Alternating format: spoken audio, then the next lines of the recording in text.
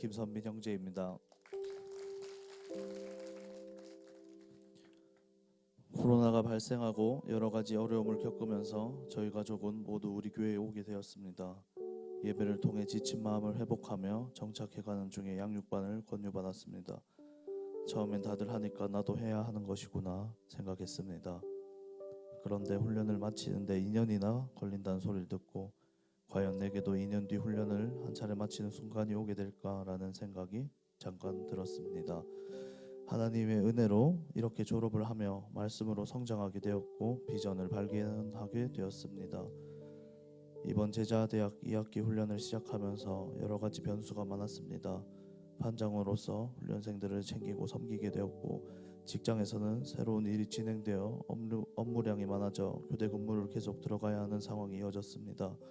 또 결혼 날을 잡고 그 준비로도 시간을 내기가 쉽지 않은 상황이었습니다. 사실 처음 훈련 OT 예배를 드릴 때 저는 제가 반장이 될 거라는 느낌을 받았습니다.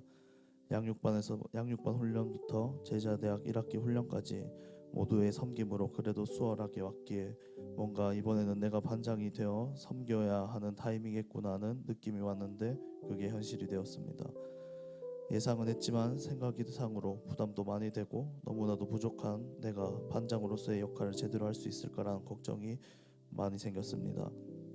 여러 가지 귀찮은 일을 하기 싫어하는 성격인 제가 책임감을 가지고 반의 분위기와 영적 텐션을 끌어갈 생각을 하니 답답하고 기도가 절로 되었습니다.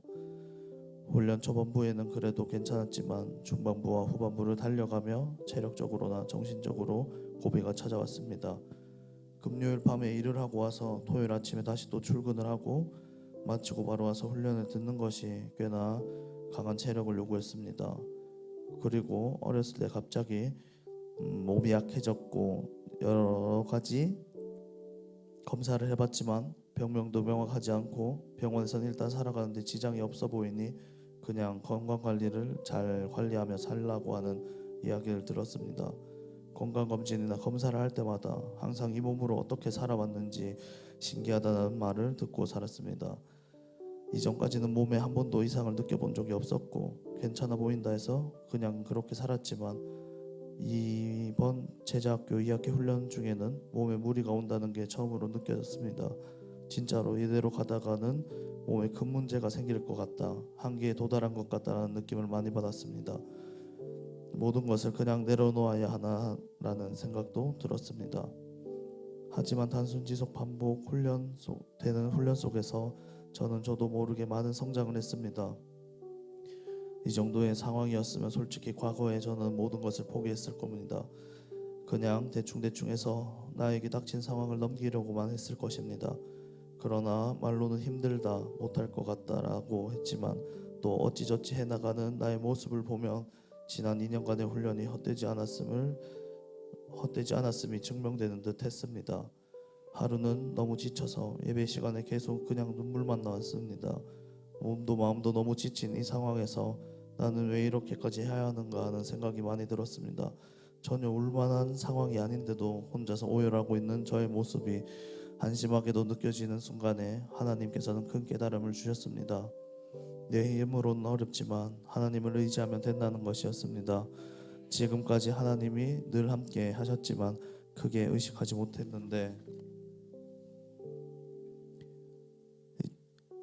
이미 나와 함께 하고 계시고 새 힘을 주시며 힘들어도 여전히 해야 할 것을 해내고 지켜야 할 자리를 지켜내야 하는 것을 알게 하셨습니다.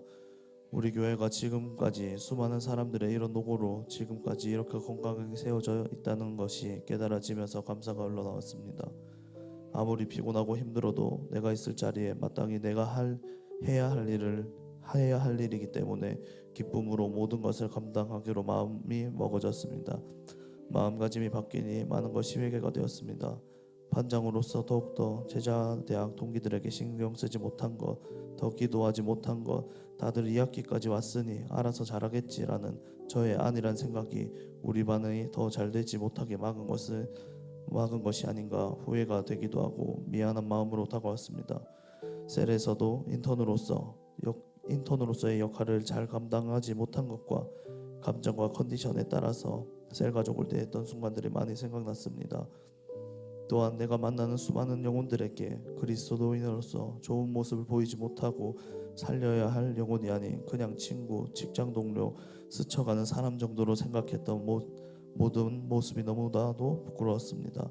지금까지 훈련해서 영혼을 살리고 일꾼을 세우는 재생산을 해야 한다고 말은 했지만 전혀 그렇게 살지 못한 삶에 대해서 하나님 앞에서 철저히 회개하게 되었습니다. 또한 셀에 붙여주신 영혼들을 위해 더 기도하며 행복 모임에 동참하게 되었습니다.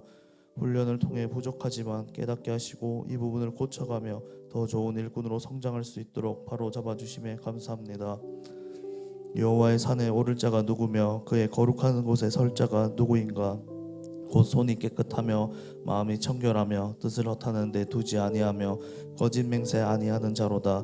그는 여호와께 복을 받고 구원의 하나님께 의를 얻으리니 이는 여호와를 찾는 족속이요 야곱의 하나님의 얼굴을 구하는 자로다.